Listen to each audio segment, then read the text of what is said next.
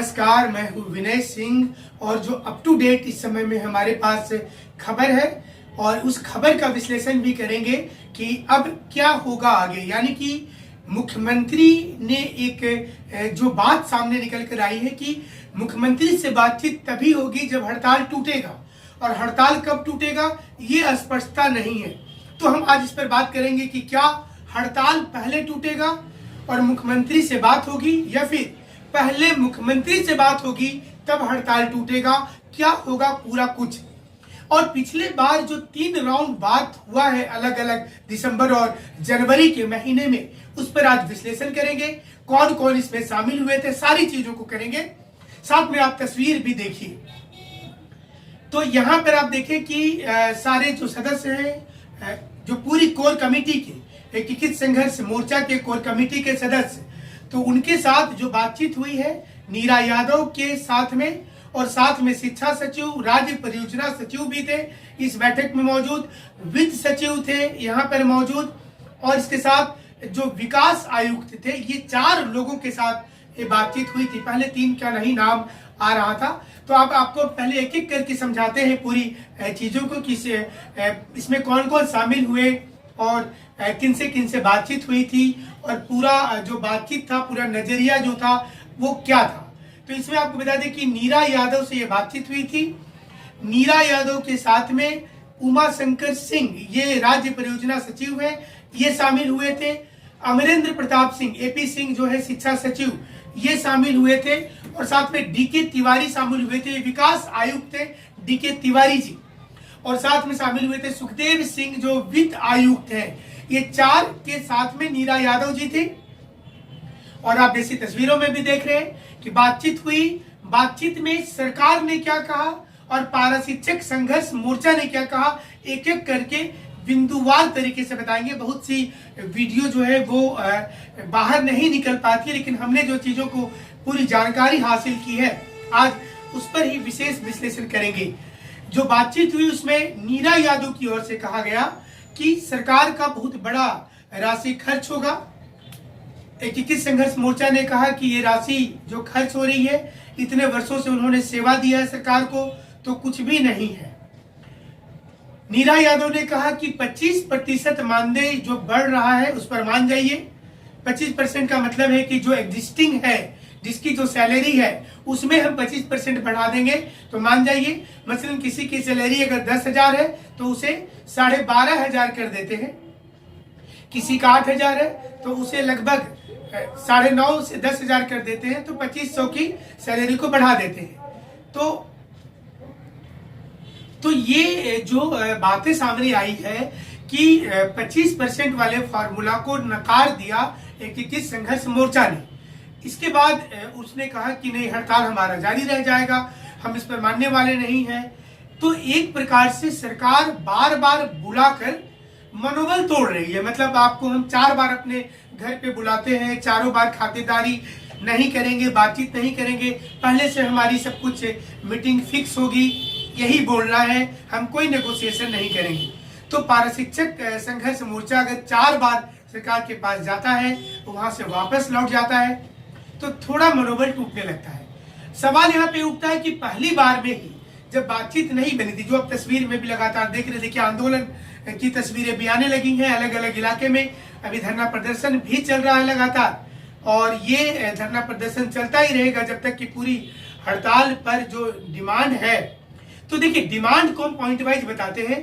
पारा शिक्षक एकीकृत संघर्ष मोर्चा ने ये बात रखी थी कि डिमांड में कि यहाँ पर 18,000, 20,000 और 22,000 ये 3 ही सैलरी हमारा होगा, एक मांग वेतनमान वाला, कि कम से कम ये कर दीजिए टेट पास वाला, ट्रेंड वाला और अनट्रेंड वाला, ये 3 कैटेगरी बना दीजिए। और उसके बाद जो कमेटी की बातचीत कर रहे हैं, ये कमेटी की बातचीत बाद में करते रहिएगा। कमेटी बनाएंगे, परमानेंट करेंगे, लेकिन फिलहाल सैलरी तो कम से कम बढ़ा दीजिए।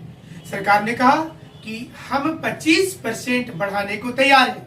अगर आप बात मान लेते हैं तो फिर हम इसी समय में स्ट्राइक तोड़ने की घोषणा कर देंगे। एकीकृत संघर्ष मोर्चा साइन कर देगा, जिसे नकार दिया गया था। अब हम एक चीज और आपको समझाते हैं कि बार बार सरकार जब बुलाती है तो लोगों के मन में कौतूहल होता है, और हमारे चैनल पर तो हजारों की संख्या में फोन आ जाते हैं, मैसेज आ जाता है कि क्या हुआ। तो लोगों को लगता है कि मतलब नेगोशिएशन कुछ तो हुआ होगा और वो स्ट्राइक तोड़ देंगे, लेकिन होता है ठीक इसका उल्टा। पहले से जो चीज लोगों को पता है, 1 जनवरी को जो प्रेस कॉन्फ्रेंस हुई थी जिस पर हमने अपने चैनल पर न्यूज लगाया था कि 19,000 रुपया होने वाला है, और हमने एक वीडियो भी पूर्व में भेजा है, टेक्निकल मिस्टेक के चलते उसमें आवाज क्लियर नहीं हो पाया था, उस पर भी आज बात करेंगे। कई लोगों ने लिखा कि चैनल बिक गया है, मुख्यमंत्री ने खरीद लिया है, तो ऐसी कोई भी चीजें सही नहीं है। ये रजिस्टर्ड चैनल है जो वर्ष 2000 से लगातार संचालित किया जा रहा है अलग अलग शहर में केबल के माध्यम से, और डीटीएच पर भी है, और अभी आप लगातार हमसे ऑनलाइन भी देखते रहते हैं। तो कभी ये नहीं सोच रहा है कि पैसा लेकर के चैनल मैनेज हो जाता है। जो बातें होती हैं, जैसे बीच में कुछ लोगों ने आवाज इसलिए उठाया था कि एक वर्ग था पारा शिक्षक संघर्ष मोर्चा का, जिसने ये कहा था कि हम पैसे के हिसाब चाहते हैं, जो डेथ कर गए उनके घर में क्यों नहीं लोगों ने पैसा दिया है। तो हमारा ये फर्ज और दायित्व बनता है कि उनकी बातों को भी आपको दिखाया जाए, नहीं तो फिर एक तरफा हो जाएगा कि ये सिर्फ पारा शिक्षक कमेटी की ही बात करते हैं हमेशा। तो हमने हमारी आप टोटल जो चैनल का आप अगर देखेंगे पुराने सभी वीडियो को, तो आप देखेंगे सरकार के बारे में सबसे ज्यादा खुलकर हमारा चैनल ही बोलता है। शायद ही कोई चैनल होगा जो पारा शिक्षक मामले को इतना ज्यादा उछाला होगा, और हमने जब से आपकी बात की आवाज उठाई है तब से सरकार ने भी काफी ध्यान दिया। तो हमें एक उम्मीद थी 1 जनवरी को जब प्रेस कॉन्फ्रेंस किया गया था मुख्यमंत्री जी के द्वारा कि लगभग 18 से 19,000 होगा, और इसलिए हमने चैनल पर ये चलाया था कि संभावना है कि 20,000 रुपये सैलरी हो जाएगी, क्योंकि जिस प्रकार से प्रेशर पड़ रहा था। लेकिन सरकार की मंशा ऐसी थी कि प्रधानमंत्री के आने तक में थोड़ा सा असमंजस कर दिया जाए, कंफ्यूजन क्रिएट हो जाए, लोग डायलेमा में रह जाए, और करते करते कई राउंड की बातचीत हुई, प्रधानमंत्री जी का कार्यक्रम हो गया, सारी कुछ फिर जैसे कि तैसे हो गई। तो ये चीज हमने पहले भी बताया था। तो क्या पारा शिक्षक को इस समय में कोई सही विकल्प नहीं मिल पा रहा है? क्या मुख्यमंत्री ने एक इसमें अपनी ईगो प्रॉब्लम बना लिया है? और क्या आपको लगता है कि एकीकृत संघर्ष मोर्चा कहीं न कहीं सरकार के उस जाल में ट्रैप हो गई जिसमें उसे नहीं होना चाहिए था? अगर पहली बार में बातचीत नहीं हुई थी तो दूसरी बार बिना सटीक चीजों का नहीं जाना चाहिए था, तीसरी बार, चौथी बार। अगर 15 दिनों में 3 बार बैठक होती है, तीनों में सरकार की ओर से एक ही मुद्दा होता है, तो ये तो स्पष्टता होनी चाहिए थी कि कम से कम कि आप इस बार हमारे साथ क्या करने वाले हैं, आप बताइए स्पष्ट तौर पर।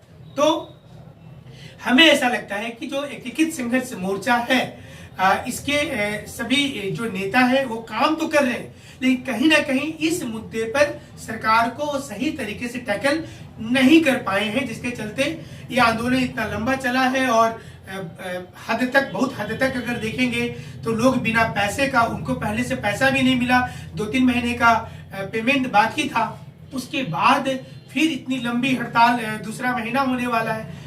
तो लोगों की इकोनॉमिकली थोड़ी जो मजबूरियां हैं, दिक्कतें हैं, वो होना लाजमी होगा।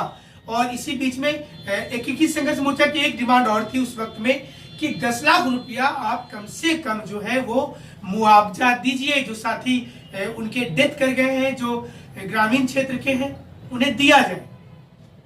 सरकार ने कहा कि हम 1-1 लाख रुपया देने की बात करते हैं, कल्याण कोष बना दिए हैं, उससे फिर पैसा देंगे। तो घुमा फिरा करके अगर आप देखेंगे तो 60 दिन पहले जो चीजें थी, 50वां दिन भी हो गया है, तो ऑलमोस्ट वही चीज अभी भी है, कोई बहुत बड़ा डेवलपमेंट नहीं हुआ है। और अब हो सकता है कि विवेकानंद जयंती है 12 जनवरी को, और उनके उस दिन हो सकता है कि सरकार जो है वो अनाउंसमेंट करे 12 जनवरी को युवाओं को लेकर के, लेकिन अभी तक कोई बहुत बड़ी राशि नहीं बढ़ रही है। तो थोड़ी सी मुश्किल हुई होगी, सभी लोगों को डिस्करेजमेंट भी हुआ होगा। लेकिन देखिए, आंदोलन के बाद ही सारा कुछ होता है। अगर आप देखेंगे पारा शिक्षकों का इतिहास को, तो जब जब आंदोलन हुआ है उसके बाद ही सैलरी बढ़ी है। तो इस बार बिना आंदोलन का तो नहीं बढ़ेगा, और जब आंदोलन इतने दिनों तक बढ़ गया है तो निश्चित रूप से ये उन्हें मिलेगा, उनका जो अधिकार है और समान काम का समान वेतन के लिए सुप्रीम कोर्ट की भी गाइडलाइन आ गई है। तो हमें उम्मीद है कि जनवरी महीना में सब कुछ ठीक हो जाएगा। हमारे साथ आप ऐसे ही बने रहिएगा, और आपके पास भी कोई वीडियो होता है तो हमारे इसी व्हाट्सएप नंबर है 9431156794, इस पर आप भेजिएगा। और हमसे ऐसे जुड़े रहने के लिए आपका बहुत बहुत शुक्रिया।